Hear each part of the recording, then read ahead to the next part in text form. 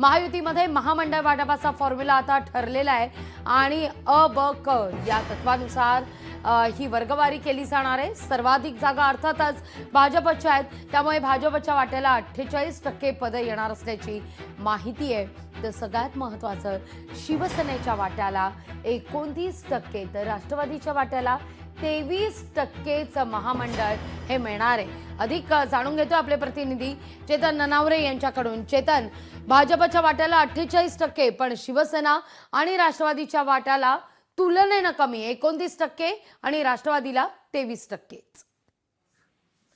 निश्चितच लागली, कारण एकंदरीत आतापर्यंत पाहिलं असेल महामंडळ वाटपाचा जो मुद्दा आहे तो अद्यापही प्रलंबित दिसत आहे। आणि जर आपण पाहिलं असेल तर विशेष करून महत्वाची महामंडळ कशा प्रकारे आपण वर्गवारी करता येईल याचा विचार आता महायुतीच्या समन्वय समिती बैठकीत करण्यात आला आणि तीनही पक्षांना कशा प्रकारे वाटप करता येईल त्याच्यावरती जेव्हा अंतिम शिक्कप करण्याचं सूत्र जे ठरलं त्यामध्ये आमदारांची संख्या पाहण्यात आली। मग सध्या भाजपकडे सर्वाधिक आमदार आहेत। एकूण 235 महायुतीच्या आमदारांपैकी भाजपकडे असलेल्या आमदारांच्या संख्येनुसार 48% जी आता पदं आहेत ती भाजपला देण्यात येतील। तर दुसरीकडे 29% शिवसेनेला, तर 23% राष्ट्रवादीला पदं देण्यासंदर्भात हा आता अंतिम निर्णय झालेला आहे। मात्र कुठलं महामंडळ कुठल्या पक्षाला मिळणार हा निर्णय मात्र शिवसेना प्रमुख पक्ष।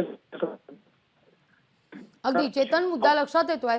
तुर्तास धन्यवाद चेतन, तुम्ही दिलेला एकूण आज या सविस्तर माहिती करता।